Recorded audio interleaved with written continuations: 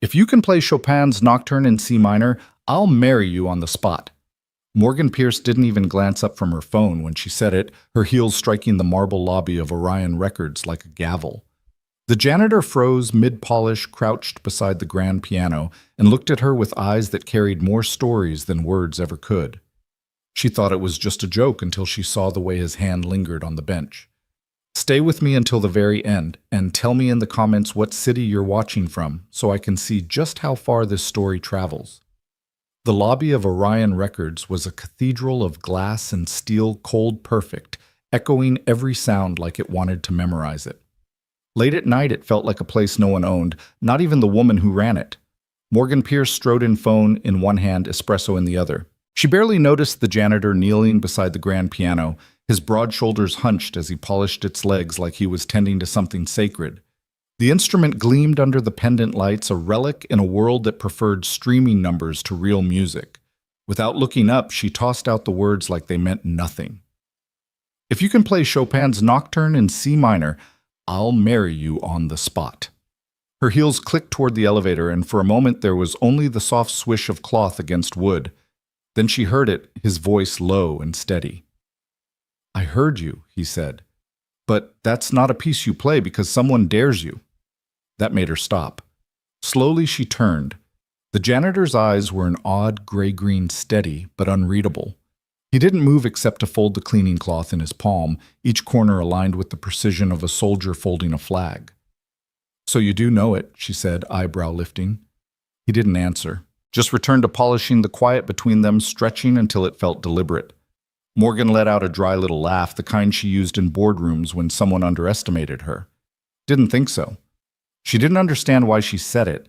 Maybe it was the silence or the absurd romance of that piano gleaming in an empty lobby. Maybe it was the way he looked at the instrument not as office decor, but as if it remembered him. The elevator doors slid open and she stepped inside without looking back. Hours later, when the last badge swipe had cleared the building, Daniel Cross sat on the bench. His fingers hovered over the keys, not pressing, just resting like they were waiting for permission. He closed his eyes. No music came, only the kind of silence that had shape weight and memory. The next morning, Morgan was halfway through her coffee when she caught herself staring across the glass wall of her office at the piano in the lobby. A faint smudge barely there caught the light. She remembered the way his hand had rested there, the stillness in his eyes. Jennifer, she said, cutting her assistant off mid-sentence. Who's the overnight janitor, Daniel Cross? Started 6 months ago, third shift. Why Morgan didn't answer. She just glanced back at the piano and pretended it didn't matter. That night she worked late. The building had that rare kind of quiet you could feel in your bones. Drawn downstairs without knowing why she found him again, kneeling at the piano, polishing the brass pedals. I owe you an apology, she said, stepping closer. He didn't look up. For what? For being condescending. That Chopin comment. His hands slowed. Most people wouldn't remember. I remember everything she said softly. Daniel straightened, meeting her eyes. Then remember, this Chopin isn't a party trick. It's a prayer. Something in her chest tightened, though she didn't know why. She tilted her head. You speak like someone who's played him. I've played a lot of things, he replied. Doesn't mean I still do. Why not? He hesitated, cloth still in his hand. Because some things stop belonging to you when you stop needing them to survive. Morgan didn't know it yet, but those words were going to follow her for a very, very long time. Morgan told herself it was nothing, just a late-night conversation with a man who knew too much about Chopin to be scrubbing brass pedals for a living. But the words he'd left her with, some things stop belonging to you when you stop needing them to survive, slid under her skin and stayed there like a splinter she couldn't quite reach. 2 days later, she found herself in the lobby again, long after most of the building had gone dark. The security guard raised an eyebrow when she passed. Working late again, he asked. She muttered something about deadlines and kept walking, but the truth was, she wasn't sure why she was there. The piano sat in its usual place, gleaming under the pendant lights. She slowed her steps, scanning for him. No janitor cart, no steady rhythm of cloth over wood. The silence felt heavier without him in it. She lingered a moment, then went upstairs, annoyed at herself for caring. The following night, she stayed later than usual, not because she needed to finish contracts, but because the building's emptiness had started to feel expectant. Around midnight, she headed down to the lobby again, telling herself she was only passing through. This time, he was there. Daniel knelt on the marble floor, polishing the piano's legs with a small, deliberate movement, his head bent as if in prayer. She hesitated, then walked toward him. "You weren't here last night," she said. He looked up briefly. "Had to cover another floor." The conversation should have ended there, but instead she found herself asking, "How long have you been doing this janitorial work?" "Yes, about 8 years." He didn't sound ashamed. If anything, he spoke with the quiet confidence of someone who no longer explained himself. "That's a long time to be doing something you don't care about," she said. Daniel's mouth curved in something between a smile and a smirk. "You think you can tell what I care about? I think I can tell when someone's meant for more than this," she replied, her voice low, almost offensive. He set the cloth aside, leaned back on his heels, and studied her. "Maybe more looks different from where I'm standing." There was no challenge in his tone, no bitterness, just truth. It disarmed her in a way boardroom arguments never could. Morgan crossed her arms, unwilling to be the one to look away first. "I saw you leave something on the piano the other night," she said finally. A flicker passed over his face, gone as quickly as it came. "Did you 4 bars?" she said. "Handwritten." It stopped mid-phrase. "Most things do," he murmured.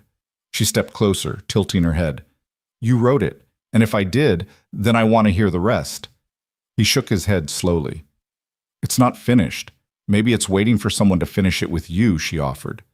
His eyes held hers for a moment like he was measuring the weight of her words. Then without answering, he picked up the cloth again and resumed his work as if the conversation had never happened. The next morning, she couldn't stop thinking about that half-written melody.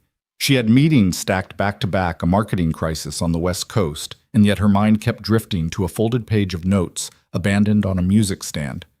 By early evening, she found herself pulling up old concert archives on her laptop. Names and dates scrolled past until one photo made her stop. It was grainy, taken from the back of a small concert hall. A young man sat at a grand piano posture, straight hands poised over the keys. The caption read, "E. Cross Finalist, St. George Classical Showcase, 2005. Considered a rising star. Disappeared from the circuit in 2009. Her coffee went cold. That night she waited until the building was empty before finding him in the break room rinsing out a rag. "You're not just a janitor," she said from the doorway. He didn't look up. "And you're not just a CEO. I spent 3 hours digging through concert archives," she continued. "You were supposed to be the next big thing, then you vanished." He dried his hands, slowly set the rag on the counter, and finally met her gaze. "You've done your homework. I don't like mysteries in my building," she said. "I'm not a mystery," he replied. "I'm just a man doing his job." "No," she said, stepping closer. "You're a man hiding, and I want to know why." For a long moment he said nothing. Then he leaned against the counter, arms crossed loosely, as if deciding whether she could handle the truth. "You ever lose everything that made sense to you in one moment?" Morgan didn't answer. "You train your whole life to master something." He continued. "You breathe it, sleep it, bleed for it. Then one day it stops being enough, not because you're not good, but because life hands you a new sheet of music and says, 'Play this instead.'" "What was the moment?" she asked. His voice softened. "My wife. Cancer. She passed in the spring of 2009. Our daughter was 2. Morgan felt her throat tighten. "I couldn't tour with a toddler, couldn't teach master classes and still be there when she woke up coughing in the night. I had to choose." "And you chose her," she said quietly. Every time he replied. The silence that followed was not empty, it was weighted with something sacred. "I don't know if I'd be strong enough to do that," Morgan admitted. "You'd be surprised what you're capable of when someone small needs you to survive," he said. She studied him for a long moment. "So you gave it all up?" "I gave up the stage," he said, "not the music." "Where is it now?" His eyes flickered to her, then away. "Mostly quiet. Sometimes it wakes up when she laughs, or when she sleeps. But I don't play anymore." "Why not?" "Because when I sit at the keys, now," he said, "I hear everything I've lost." Morgan stepped closer, her voice steady. You're wrong. You don't hear what you've lost. You hear who you've loved. That's not the same thing. For the first time, something in his expression shifted, not enough to call it a smile, but enough to suggest the ice had cracked. Neither of them noticed how long they stood there in the quiet. The hum of the refrigerator, the only sound between them, until Morgan finally said, "Play it for someone who doesn't know who you are." Maybe that's what we're both missing. Daniel didn't answer, but his eyes held hers in a way that told her he'd heard every word. Morgan couldn't explain why she kept thinking about his words. They had a way of following her, slipping between her thoughts during meetings, echoing when she was alone in the elevator, rising up at night when the city was quiet. You hear who you've loved. It was dangerous how that line could make her feel something she wasn't ready to name. A week passed before the next collision between them. She'd been buried in prep for the upcoming Orion Records Gala, a night of champagne schmoozing and a high-profile performance from a Berlin Philharmonic pianist. The event was meant to be flawless. Then 3 hours before the curtain rose, her phone rang. The pianist had been in a car accident, minor injuries but enough to send him to the hospital. Her event team scrambled for a replacement, calling every agent they knew. The best they could manage on such short notice was a local performer who couldn't arrive until midway through the evening. The board members were already panicking when someone joked, "Didn't you used to play, Morgan? Just do the opening piece yourself." They expected her to laugh it off. Instead, she smiled tightly and said, "I'll handle it." Now standing backstage with the Steinway under a halo of light, she realized just how reckless that had been. She hadn't touched a piano in 18 years. 4 hours in a practice room earlier that afternoon had done nothing but remind her how stiff her fingers felt, how uneven her tempo was. But pride is a stubborn thing. It will let you burn rather than bow. She made it through the piece barely. The applause was polite but not warm. She could feel the confusion ripple through the room. Why is she up there? Is she all right? By the time she left the stage, her hands were trembling. She didn't want anyone's pity, so she slipped out a side exit, letting the cold night air cut through her gown like a blade. The staff parking lot was mostly empty, the only sounds the hum of idling vans and the faint thump of music from inside. Then she heard something else, soft, deliberate, fragile as moonlight on water. A piano. The same piece she had just played, but now it breathed. Each note was a heartbeat. Each pause was its own kind of prayer. She followed it to a dimly lit storage bay behind the loading dock. A battered upright piano sat there, clearly dragged out from some corner of the building for decoration and forgotten. Daniel was at the bench, eyes half-closed posture, straight fingers moving with an ease she hadn't seen in anyone for years. She didn't speak. She didn't have to. He knew she was there. She could tell by the way his shoulders changed the slight lift of his head before the final chord faded into the shadows. "I thought you left," he said quietly. "I did," she replied. "Then you played." He rose slowly, brushing imaginary dust from his sleeves. "Bach." She nodded. "My choice tonight." "You rushed the transitions in the middle," he said matter-of-factly. "Your hands got stiff, too much tension in the shoulders. You were listening, you were shouting, Morgan, not playing." The words stung not because they were cruel, but because they were true. She stepped closer. "How did you know the piece I played at once?" he said, after a pause. "For someone who mattered a long time ago." "You're not just a janitor, are you?" she asked softly. "No more than you're just a CEO. We all hide in uniforms." There was something in the way he said it that made her stop breathing for a second. She wanted to ask him why he'd given it up, why he was here instead of in a concert hall.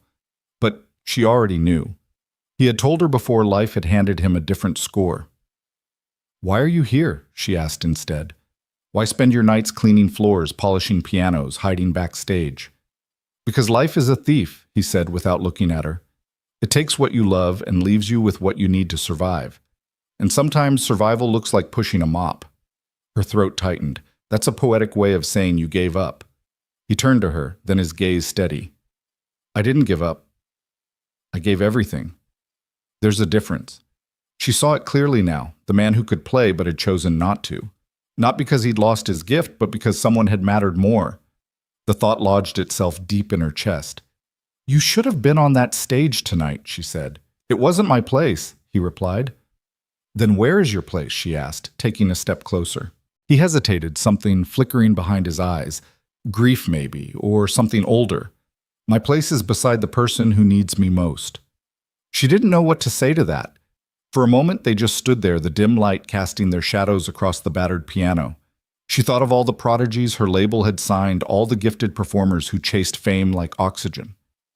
And here was a man who had played something she couldn't forget, and then walked away like it was nothing, or maybe like it was everything. That night she couldn't sleep. Her penthouse felt too large, too silent. She found herself searching through old databases, concert programs, anything that might connect Daniel Cross to the music world she once knew. Aside from that single photo and a few brief mentions, it was as though he had vanished without a trace. The next evening, long after most of the office had gone home, she returned to the lobby. The piano sat untouched under the low lights. She lowered herself onto the bench, letting her hands hover above the keys. The first notes came out halting, fragile. She stumbled over rhythms, stopped twice, then started again. She was halfway through when another set of hands joined hers, not intruding, just filling in where she faltered. She didn't look up. She didn't need to. They played together, weaving a melody from half-remembered scales and uncertain harmonies. It was imperfect, raw, and somehow beautiful. When they finally stopped, she realized her chest felt lighter. Your left hand still tenses when you're uncertain, he said quietly. So does my heart, she replied. The two are usually connected. She turned to face him. What was that piece we just played? I don't know, he said. We made it up. Morgan smiled an unpracticed, unguarded smile she hadn't felt in years. Maybe we should finish it someday. Daniel's eyes softened. Maybe we already started. Morgan didn't plan to see him outside the building. She told herself their strange, wordless duet at the piano was just a moment, one that would fade like everything else in her overscheduled life. But 3 nights later, she was sitting across from Daniel Cross in a corner booth of a small diner 2 blocks from Orion Records, her blazer draped over the back of her chair, a plate of untouched fries between them. It had started as an accident. She'd stayed late again, reviewing contracts until the cleaning crew rolled in. Lily, his daughter, had been waiting near the lobby, coloring quietly while Daniel finished his shift. Morgan had never seen her before, brown curls escaping a loose braid knees swinging from the bench as she hummed to herself. When Daniel came back to get her, Lily had looked up and said, "Are you coming to dinner with us?" so matter-of-factly that Morgan almost laughed. "I don't," she began, but Lily had already slipped her small hand into hers and pulled her toward the door. And somehow Daniel hadn't stopped her. Now the 3 of them sat in a booth with mismatched cushions, Lily working her way through a grilled cheese while Daniel sipped black coffee. He wasn't a man who filled silences unnecessarily, but this one felt different. "She's got your eyes," Morgan said quietly. Daniel glanced at Lily, a faint smile tugging at the corner of his mouth. "She's got her mother's stubbornness." Lily looked up at them, sensing she was part of the conversation, but not quite catching the meaning. "I'm not stubborn. I'm determined." Daniel chuckled, and Morgan felt the sound settle into her chest in a way she hadn't expected. After dinner, Lily insisted she wanted to show Morgan something important. Daniel didn't argue, just led them through narrow streets until they stopped in front of a modest apartment building. Inside the hallway smelled faintly of cinnamon and old books. The apartment itself was small but warm, the kind of place where nothing was expensive, but everything had a purpose. The upright piano sat beneath the living room window, sunlight pooling over its worn keys. Framed sheet music lined the wall above it, and a second-hand bookshelf sagged under the weight of classical scores and children's books. Lily ran ahead, pulling a thick folder from the shelf and carrying it to the couch. "These are Daddy's songs," she announced proudly. "Well, most of them. He says the rest are sleeping." Morgan raised an eyebrow. "Sleeping?" Daniel rubbed the back of his neck. "Unfinished ideas, melodies I never chased down." She took the folder, gently flipping to the first page. Notes spiraled across the staff like a thought half-formed, ending abruptly mid-phrase. "You wrote this a lifetime ago," he said. "It's beautiful," she murmured, tracing the final measure with her fingertip. "But it stops too soon." "So did a lot of things," he replied, his voice softer now. The silence that followed wasn't uncomfortable. If anything, it felt charged, like the air between them had grown heavier without either of them moving. Lily climbed onto the bench and pressed one of the low keys, letting the note hum through the room. "That's my favorite one," she said. "When I was little, Daddy played at night when he thought I was asleep. I always listened." Morgan glanced at Daniel. His jaw was tight, but he didn't look away. "You play too?" she asked Lily. The girl grinned. "I try. My fingers are short." "They'll grow," Daniel said, adjusting her hand gently on the keys. "And they already know more than most people's hearts." Morgan sat beside them, watching as Lily stumbled through a simple arpeggio. Daniel didn't correct every mistake, only enough to guide her forward. His patience was something she wasn't used to seeing in a world that demanded perfection. When Lily was tucked into bed an hour later, Morgan found herself back at the piano. The unfinished score lay open in front of her, the pencil marks faint but still visible. Daniel sat beside her, the lamplight catching the faint lines of fatigue around his eyes. "Why this one?" she asked quietly. "Why not finish it?" He was silent for a long time. "Because I wrote it for someone I never got to say goodbye to. Finishing it felt final, like she'd really be gone." Morgan didn't ask who he meant. She didn't need to. Instead, she placed her hand on the keys, tentative but steady. Some songs aren't meant to be endings. They're meant to be open doors. He looked at her, something unreadable in his gaze. "You think I should finish it?" "No," she said softly. "I think we should." For a moment, neither of them moved. Then, like an unspoken agreement, their hands found the keys. They began to fill in the blank bars, testing variations, layering sound upon sound, not perfectly, but truthfully. It wasn't about skill anymore. It was about presence. At one point, Daniel stopped. "You modulated early." "I know," she said with a small smile. "It felt right. You're breaking the rules." "Rules didn't raise a child alone," she replied.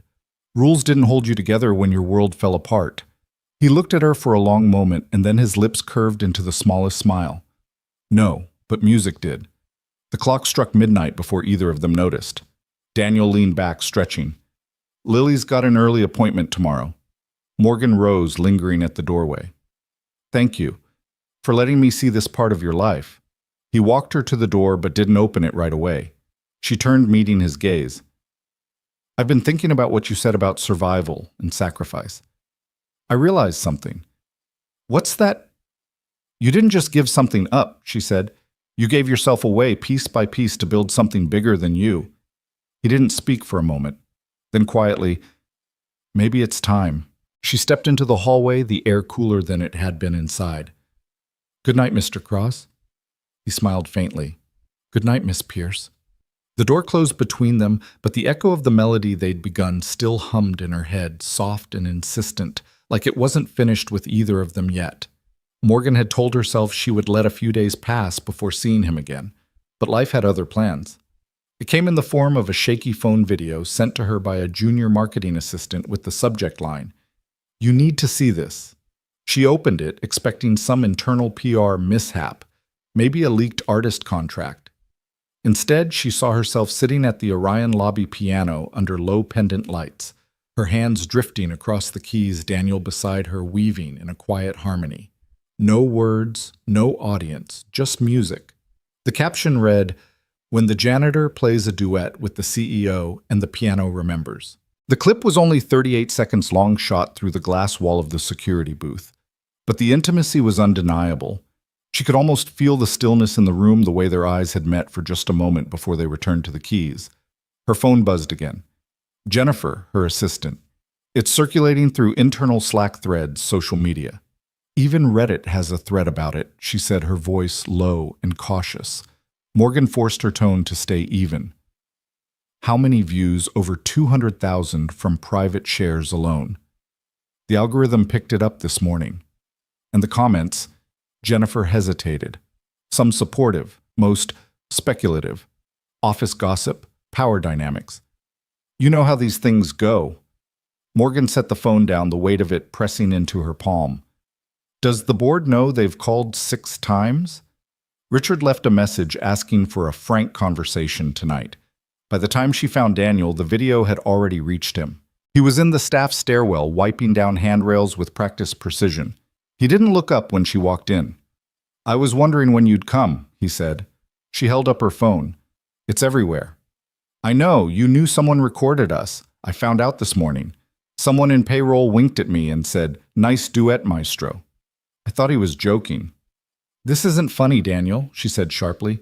"No, it's not." She stepped closer, lowering her voice. "They're turning this into something it's not. Turning you into something you're not. They're saying you're using me. Or that I'm manipulating you. That you're some PR project I took on to fix my public image." He finally met her eyes. "And what do you think it is?" "I think," she faltered, her throat tightening. "I think it's real. Whatever this is, it's the most honest thing I've touched in years." His gaze held hers, searching for something. "Then why do you look like you're already running from it?" "Because I know how this ends," she admitted. "Tell me." "They'll drag my name through the mud, question my judgment, my leadership, everything I've built." "You think I don't know how that feels?" He said, his voice sharpening. "I gave up the only thing I was ever praised for. I vanished so my daughter could breathe. You think I don't know what it means to watch your life dissolve?" She looked away. "I didn't ask for this." "No," he said quietly, "but you played for it. You showed up for it, and now you want to hide. I'm trying to protect you." "No," he replied. "You're trying to protect your image, and you're using me as the reason to retreat." The words landed like a slap. He didn't flinch. "When was the last time you stayed in something messy?" "Morgan," he asked. "Something you couldn't script, couldn't schedule, couldn't control." She opened her mouth, then closed it again. "That's what I thought he said." She wrapped her arms around herself like armor. "You have no idea the pressure I'm under." "You're right," he said. "I just know what it feels like to be left standing when someone walks away." Her voice was quieter now. "Is that what you think I'll do?" "I don't think it," he said. "I see it." The next morning, the trade headlines hit Power Ballad, or Power Imbalance. Orion Records CEO Morgan Pierce caught an intimate moment with Janitor. Inside headquarters, whispers followed her down every hallway. She didn't need to hear the words to know their shape.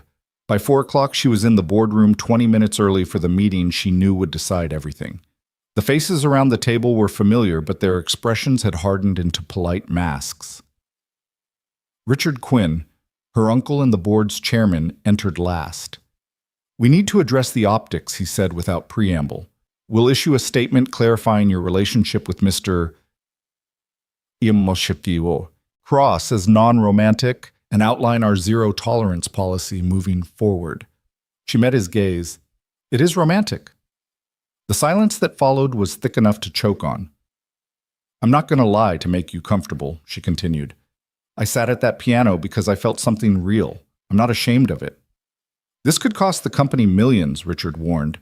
"Then maybe we should ask why we've built something so fragile that a single moment of humanity can shake it." "You're making a mistake," he said. "No," she said quietly. "For once, I'm choosing something else."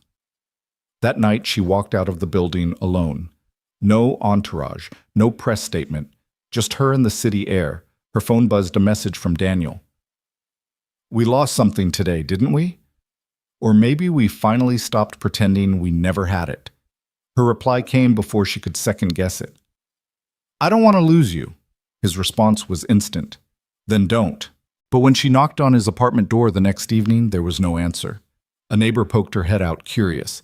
"He left a few hours ago. Said something about the hospital." Morgan didn't wait for details.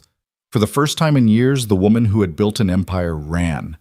The hospital's fluorescent lights felt harsher than usual, buzzing faintly overhead as Morgan pushed through the double doors of the pediatric wing. The air smelled faintly of antiseptic, and something else, fear maybe, or the way time itself seemed to hold its breath in places like this. Room 312's door was cracked. She paused, hearing nothing but the steady beep of a heart monitor, then eased it open. Daniel was seated beside the bed, his hand wrapped protectively around a much smaller one. Lily lay pale and still against the white sheets, her chest rising with shallow effort. Thin tubes framed her face, and a stuffed bear rested under her arm. Daniel's other hand covered his eyes. his shoulders tight with the kind of tension that didn't come from hours. It came from years. "Daniel," she said softly. He looked up. His face was hollowed, his voice almost unrecognizable. "How did you know I was here?" "Your neighbor," she replied. "You didn't answer my text." "Sorry," he murmured. His gaze fell back to Lily. Morgan stepped closer, her throat tightening at the sight of the little girl. "How is she critical?" he whispered. The attack hit harder than usual. Her oxygen dropped so fast they had to intubate before I could even process what was happening. "Is she awake?" She was. She kept asking for the song, the one we were writing together. His voice cracked. "I promised I'd finish it for her, but I... He swallowed hard. "I couldn't." Morgan reached for his hand, her own fingers cold. "Then we'll finish it now." He looked at her, tears threatening but refusing to fall. "You think she'll hear us?" "I think love travels," she said, "even through glass and wires and beeping machines, especially then." They sat side by side, no piano between them, just Lily's blanket beneath their hands. They tapped the rhythm softly into the fabric, humming the melody they'd been building together, Daniel's low harmony weaving around her softer thread. The hospital seemed to fade until there was nothing left but the two of them and the little girl lying between them. Halfway through, Daniel's voice, rusty from years of silence, began to sing. The sound was rough, but it carried a truth that made Morgan's eyes sting. She joined him without thinking, their voices finding each other in the small, sterile room. When they finished, there was no applause, no audience, just the faintest twitch of Lily's fingers against Daniel's palm. She heard as Morgan whispered, her lips trembling into a smile. A few hours later, a doctor came in, expression measured but kind. "Her vitals are stabilizing. The medication is helping, but this isn't sustainable long term. She'll need more advanced treatment." "Likely out of state." Daniel straightened. "How long do we have?" "A few weeks, maybe less, if another episode hits before her system recovers. You should prepare." When the door closed, the silence that followed felt heavier than any words could fill. Daniel leaned against the wall, his voice low and raw. "I can't afford Boston. I can't even afford a second ER visit." Morgan stepped forward. "Then let me help." "I can't ask you for that." "You didn't ask," she said. "I'm offering."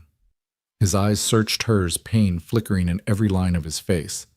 "Do you know what it feels like to have your dignity measured in invoices?" She reached up her hand, brushing his cheek. "Do you know what it feels like to have money and still feel useless?" That stopped him. "I've sat in boardrooms making million-dollar decisions while my soul begged for something real." She continued softly. "Don't rob me of the chance to finally give something that matters." He didn't answer with words. Instead, he pulled her into an embrace, fierce, silent, uncalculated. Not romantic in that moment, just human. Two people holding each other at the edges of fear. The next day, Morgan cleared her schedule without hesitation. She called every contact she had in pediatric cardiology, leaned on old favors, and donated anonymously to the hospital foundation to fast-track Lily's transfer. But she didn't just sign checks. She sat with Lily, told her stories about women who wore crowns and fought dragons, read her music notes like fairy tales, and brought coloring books and noise-canceling headphones so the constant beeping wouldn't wear her down. Slowly, the room began to smell less like fear and more like crayons paper, and the faint trace of cinnamon from the tea Daniel always brewed in the corner. 3 days later, the call came. Lily was approved for transport to Boston Cardiac Center. The specialist team would take her within the week. That evening, Morgan returned to Orion Records for the last time. The board had already made their decision. They called it a mutually agreed transition. She called it the price of honesty. Her office, once a fortress of ambition, felt strangely hollow as she packed a single box, some framed photos, a worn leather notebook, and tucked under her arm Daniel's old composition folder. Jennifer appeared in the doorway holding a manila envelope. "These came in the mail today." Morgan frowned. "What is it, fan letters?" "From people who saw the video." She hesitated before opening the envelope. The letters were handwritten, some typed, some scribbled on scraps of paper. They didn't mock. They didn't speculate. They spoke about how the music had made them feel again, about memories of parents long gone, about holding on to something fragile and worth loving. Morgan smiled faintly. "Then maybe I finally did something worth the noise." She left the building without fanfare, without a speech. Just a woman with a box in one hand and someone else's unfinished song in the other. The next time she saw Daniel, they were standing outside the ambulance that would take Lily to Boston. Lily looked small in her coat, but her smile was steady, her eyes bright. "Miss Morgan," she said, tugging on her sleeve, "will you come visit me after I get my new heart?" Morgan knelt, looking her in the eye. "I'll be there the day it starts to beat." Lily leaned closer, whispering, "Bring the music." Daniel stood a few feet away watching the exchange. His eyes were misted, but his posture was proud. "Thank you," he said quietly when Morgan joined him. "You're welcome," she replied. "But I didn't save her. You did. Every day. You showed up when it was hard. That's what love looks like." He looked at her for a long moment. "You saved me." They stood there together until the ambulance doors closed, the sirens staying mercifully silent as the vehicle pulled away. Neither of them moved for a while, the hum of the street fading into something else entirely, an unspoken melody that neither wanted to see end. The ambulance was gone, swallowed by the city's gray streets, but Morgan stayed rooted to the spot long after it disappeared. Daniel hadn't moved either, his hands shoved deep into his coat pockets, his gaze fixed on nothing in particular. The air between them was heavy, but not empty like the pause between two movements of a song. She wanted to say something to promise him everything would be all right, but she had spent enough of her life dressing fear in false certainty. Instead, she simply asked, "Where will you be staying in Boston?" "A small place near the hospital," he said. "Short-term rental." "Just a bed, a kitchenette." "It's all I need, all you need," she echoed, though she knew he didn't mean it.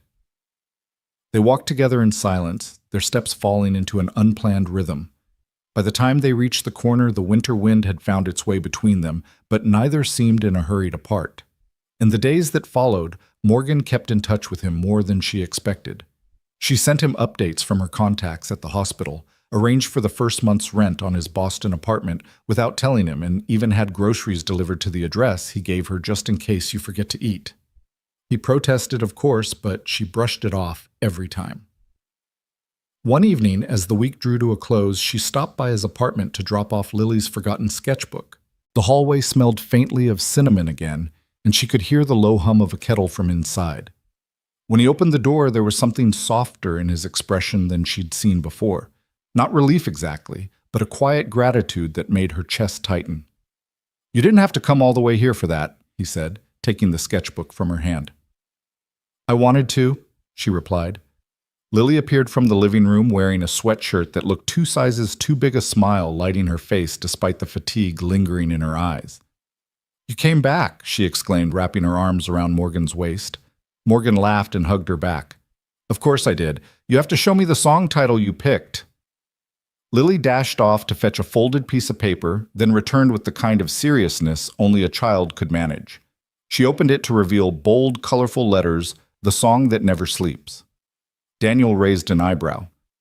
"Her naming skills are dramatic." "No," Morgan said, smiling. "She understands something most composers forget, that real music doesn't end when the notes stop." They gathered around the piano again, this time in daylight.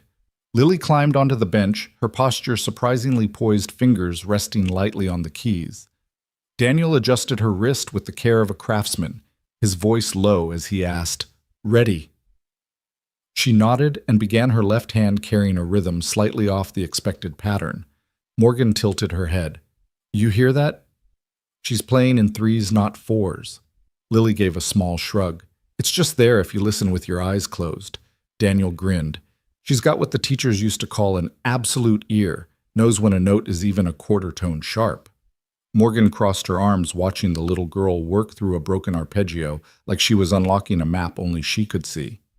"You didn't tell me she was gifted." "She's not a trophy," Daniel said. "She's just Lily." Morgan met his eyes. "That's the most beautiful thing a parent can say." After practice, Lily curled up on the couch with a sketchpad drawing pianos with wings and music notes shaped like hearts. One of the figures was a woman with flowing red hair wearing a crown. Across the top in large letters it read, "Queen Morgan." Morgan laughed when she saw it. "I've never been royalty before." "You wear high heels like a queen," Lily said simply. Daniel came in with 2 mugs of tea, setting them down with a quiet smile. "She only calls people queen when they make her feel safe." Morgan blinked. That's a high compliment. She doesn't say it often, he said. His voice was even, but there was a shadow behind it. Lily looked up from her drawing. I used to call Mommy that too. The room went still not awkward, but reverent. Morgan sat beside her and brushed a strand of hair from her forehead. She sounds like someone who left a lot of love behind. She did, Daniel said from the doorway. His voice wasn't broken, but there was an ache in it softened only by time. Later, when Lily went to her room for a nap, Morgan wandered to the bookshelf. Her fingers traced worn bindings, old concert programs, photographs of park days and birthday cakes. One book caught her attention, a faded journal with a red ribbon marking the middle. She opened it to find pages of music, but also words. Lyrics raw and unpolished with notes scribbled in the margins. A single phrase repeated again and again in different corners of the pages. What we lose becomes what we love deeper. You wrote lyrics too, she said, turning toward him. Daniel, standing by the kitchen counter, nodded without looking up. You should finish these, she urged. I wrote them when Sarah was in the hospital, he said, his voice low. I couldn't fix her body, but I tried to give her a lullaby strong enough to stay behind. Morgan's throat tightened. Did you ever sing it to Lily once? She cried. Said it sounded like goodbye. Morgan closed the journal gently. Maybe now it could sound like home instead. He didn't answer right away. The kettle whistled softly, steam curling into the air between them. Finally, he said, She's getting worse. More attacks lately. Shorter breath. Her color fades faster. The doctors are talking about options, but I can't afford them. Morgan didn't reach for her checkbook. She didn't launch into solutions. She stepped closer and said, Then let me sit with you in the middle of that fear. You shouldn't have to carry this alone. He looked at her like he didn't quite know what to do with the words. I'm not used to people standing still when things get hard. Then I'll be the first, she whispered. When she finally left that night, Lily stirred from her nap just enough to whisper, Will you play that half-finished song again tomorrow? The one Daddy started. Morgan smiled. Of course. As she closed the apartment door behind her, the echo of those words stayed with her. Not because of the music, but because of what Lily had said before slipping back into sleep, something Morgan didn't share with Daniel yet. I think that song is helping Daddy come back to life. The next morning, Morgan woke before sunrise, the city outside her window still wrapped in the gray hush of early winter. She tried to push thoughts of Daniel and Lily aside, but they clung to her like a stubborn refrain.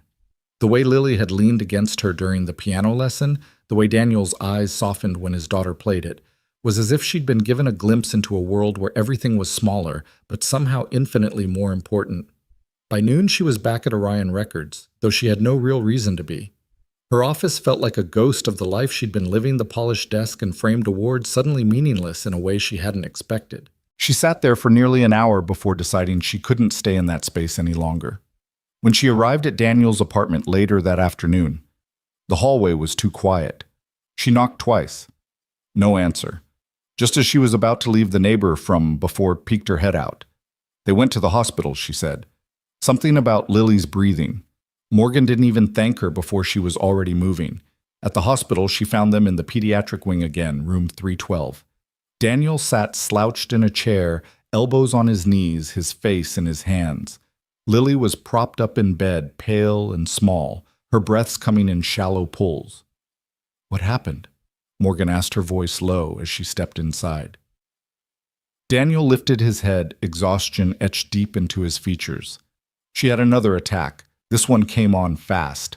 They've stabilized her for now, but he trailed off, shaking his head. Morgan crossed to the bed, taking Lily's hand gently.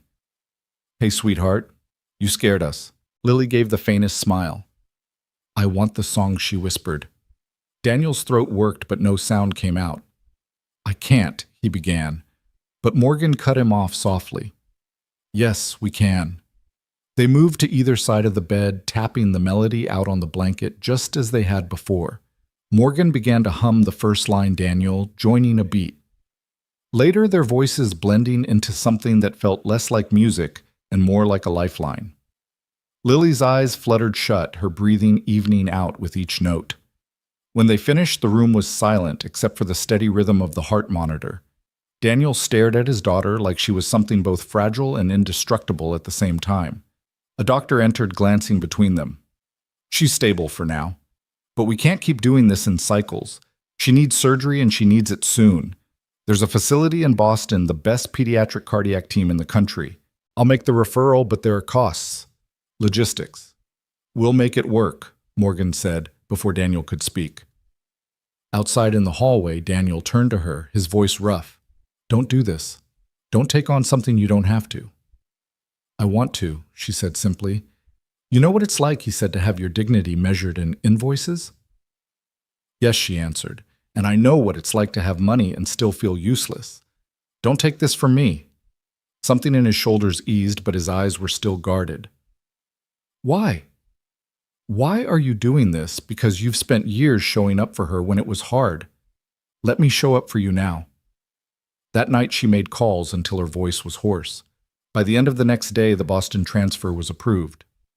3 mornings later, the ambulance waited at the curb outside Daniel's building.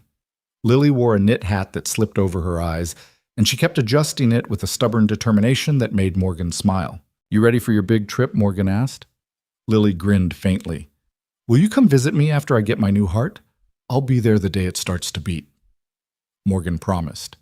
Before they loaded her into the ambulance, Lily leaned close. Bring the music. Morgan stood beside Daniel as the doors closed. Neither speaking until the sirens faded into the distance. The street felt strangely still, the winter air pressing in around them. Thank you, he said at last, his voice almost too low to hear. You don't have to thank me, she replied. You've done the hard part every day, loving her even when it's hard. He looked at her for a long time, something unspoken passing between them. You saved me, he said quietly. They stayed there until the cold started to bite through their coats. When they finally turned to go, they walked without hurry, side by side, as if neither wanted to be the first to let the other slip away. That night in her own apartment, Morgan sat at the piano she hadn't touched in over a decade. She opened Daniel's composition folder to the unfinished piece they'd worked on together. The notes stared back at her like an open question.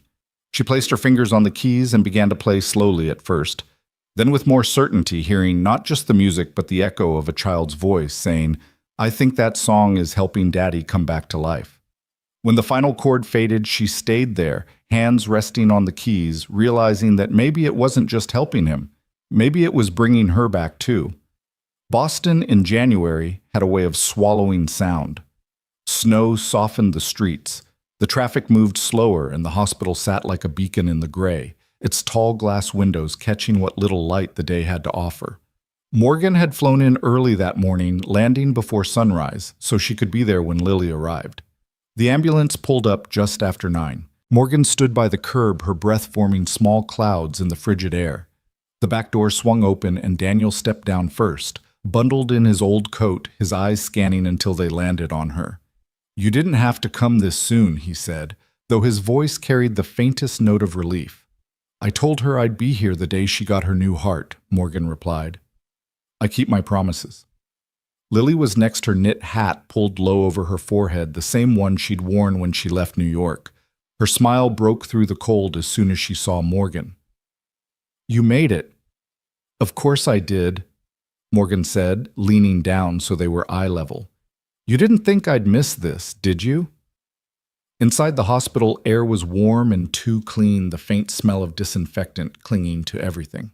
They followed a nurse through winding hallways to a private pediatric room. Morgan set Lily's sketchbook on the bedside table before she even took off her coat. I brought the music, she said. Lily's eyes lit up. Good. We have to finish it before the surgery.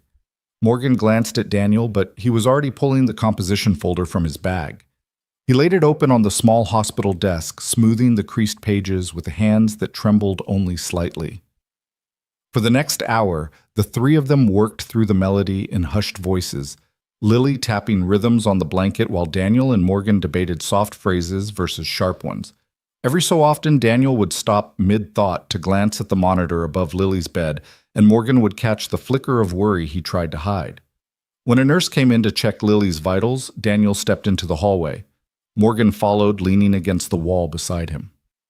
She's stronger than she looks, Morgan said quietly. I know, he replied. But she's tired, Morgan. More tired than she lets on.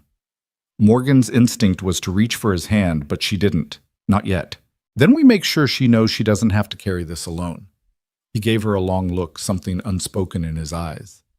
You've already done more than I could have asked for. That's the point, she said simply. The next few days passed in a blur of tests, consultations, and waiting. Morgan stayed in a small hotel 2 blocks from the hospital, though she spent more time in Lily's room than she did in her own bed. She brought coloring supplies, puzzles, and once even convinced the head nurse to let her roll a portable keyboard into the room so they could keep working on the song. One night after Lily had finally fallen asleep, Daniel and Morgan found themselves alone at the small table in the corner. The only light came from the hallway spilling through the cracked door. You know, he said after a long silence, when I stopped playing, I thought I was protecting her, protecting myself. But now I'm starting to think I was just hiding. Morgan's voice was steady but soft. Maybe you were, but maybe it was the only way you knew how to survive back then.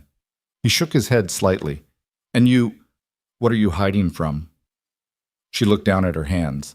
I thought if I just kept moving, building, fixing, winning, I could outrun the parts of me that were afraid to be seen. But then you and Lily, you didn't let me hide. They sat in that quiet for a while, neither needing to fill it. The following morning, Morgan walked into the hospital cafeteria to find Daniel hunched over a paper cup of coffee staring at his phone. She slid into the seat across from him. What is it? She asked. You're bored, he said without looking up. They're making statements, spinning the story. Morgan didn't even flinch. Let them. You're losing everything you built, he said, and this time there was no accusation in his tone, only worry. She met his eyes. Then maybe it wasn't worth what it cost me to keep it. He studied her for a long moment before nodding once. You've changed. Maybe I just remembered who I was before I started counting wins instead of moments. That evening, Morgan arrived at Lily's room to find the girl sketching intently, her tongue poking out in concentration. She held up the paper proudly when Morgan walked in. It's us, Lily explained. On stage. Daddy's playing and you're singing, and I'm the conductor. Morgan laughed, but there was a lump in her throat. I like the sound of that. Lily's surgery was set for the following morning. The night before, Morgan stayed later than usual. Daniel sat in the chair beside the bed, half asleep, his hand wrapped around his daughter's. Morgan stood at the foot of the bed, watching them both, the low hum of the machines filling the silence. When Daniel opened his eyes, she spoke quietly, so as not to wake Lily. I don't know what happens after tomorrow, but I'm not going anywhere. He gave her a look that was part exhaustion, part gratitude, part something neither of them could name. I believe you, he said. For the first time, she realized she wanted him to. The room was dim, the only light the faint blue glow from the monitor. Morgan sat down in the second chair close enough for her knee to brush his. They didn't talk after that. They didn't need to. The weight of the moment was its own language, one they both understood. The hospital woke before the sun did. In the pre-dawn stillness, the corridors hummed with a quiet urgency, nurses moving briskly, the scent of sterilized air sharper than usual, the muted squeak of rubber soles on polished tile. Morgan arrived at Lily's room just as the first light brushed across the glass. Daniel was already there, still in yesterday's clothes, his hair slightly mussed. He looked like he hadn't slept, but there was a steadiness in his posture that hadn't been there the night before. Lily was sitting up in bed, small hands fidgeting with the cuff of her sleeve. When she saw Morgan, her smile was faint but immediate. You came before breakfast, she said. I wasn't about to let you start the biggest day of your life without me, Morgan replied, moving closer to the bed. Daniel glanced at her with quiet gratitude, though he didn't say anything. A nurse entered with a clipboard explaining the pre-op steps in a soft, measured voice. Morgan listened, but her focus kept drifting back to Lily's face, those curious eyes that held both excitement and a fear too grown up for her years. When the nurse stepped out, Morgan crouched down so she was eye level with her. You ready? Lily tilted her head. Do you think they'll let me hear music while I'm asleep? Morgan smiled. If they don't, we'll make sure the first thing you hear when you wake up is your song. That seemed to settle her, at least for the moment. A few minutes later, orderlies came to wheel Lily toward the surgical wing. Daniel walked on one side of the bed, Morgan on the other. Neither spoke during the ride down the hall, the air between them thick with the weight of what was about to happen. At the double doors, they had to stop. Daniel leaned down, kissing his daughter's forehead. "I'll be here when you wake up, Peanut." Morgan took Lily's hand one last time. "And I'll be here too." The doors swung closed, leaving them in the quiet hallway. For a long moment, neither moved. Then Daniel exhaled sharply, his shoulders sagging. "And now we wait," he said, almost to himself. They found seats in the surgical waiting area, a large windowless room that smelled faintly of stale coffee. The hours stretched, each one heavier than the last. Daniel paced at intervals, his boots whispering against the tile. Morgan alternated between watching the clock and watching him. At one point he stopped in front of her, his voice low. "Do you pray not in the way I used to," she admitted. "But I believe in showing up for people. That's my prayer now." He gave a small nod as if that was enough for him. 5 hours later, a surgeon in blue scrubs appeared at the doorway. Both of them stood immediately, the air in Morgan's lungs catching. "She's stable," the surgeon said. "The procedure went well. She'll be in recovery for a while, but so far, everything looks promising." Morgan felt Daniel's hand close around hers before she even realized he'd reached for it. It wasn't a deliberate gesture, it was instinct raw and unfiltered. She didn't pull away.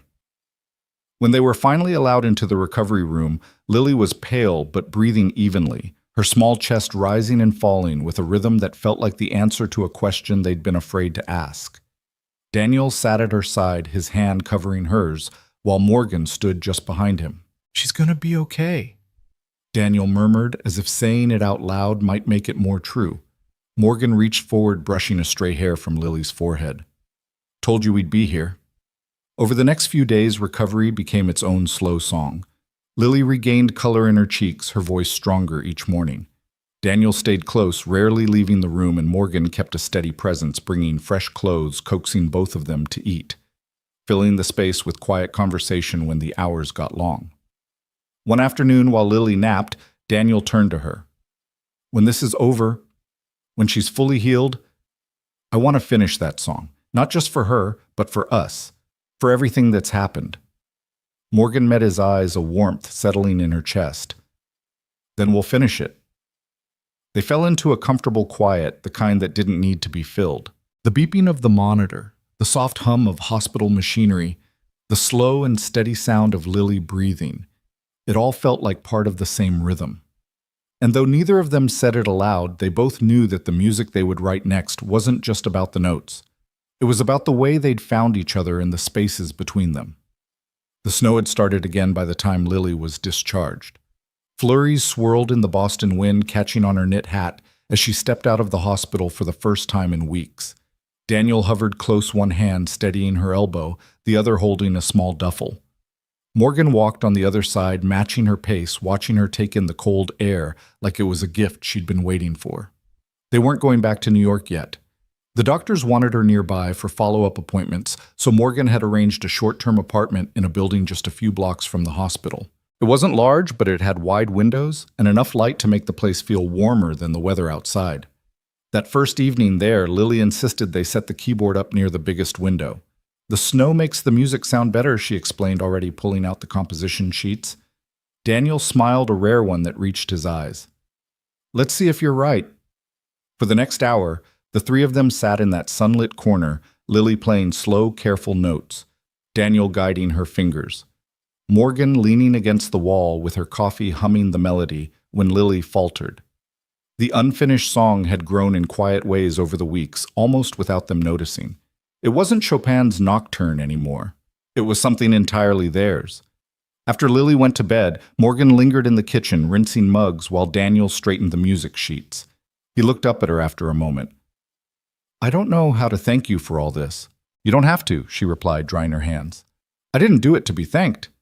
He hesitated, then said, "Still, you changed everything, for both of us." Morgan's gaze softened. "You changed me too, Daniel. I didn't think I needed anyone. Turns out I was wrong." They stood there for a moment, the only sound the low hum of the radiator. The next morning, Lily's follow-up went well. The cardiologist was pleased with her progress, and for the first time in months, Daniel walked out of a doctor's office with his shoulders relaxed. Morgan caught the look on his face and smiled. Feels different when they give you good news, doesn't it? He chuckled quietly. Like I can finally take a full breath. They celebrated that night with takeout from the small Italian place down the street. Lily ate half her pasta before leaning back and declaring, "When we go home, I want to have a concert. For everyone who helped us." Daniel raised an eyebrow. "Everyone." "Everyone," Lily repeated, eyes shining. "We'll play the song, the whole song." Morgan laughed.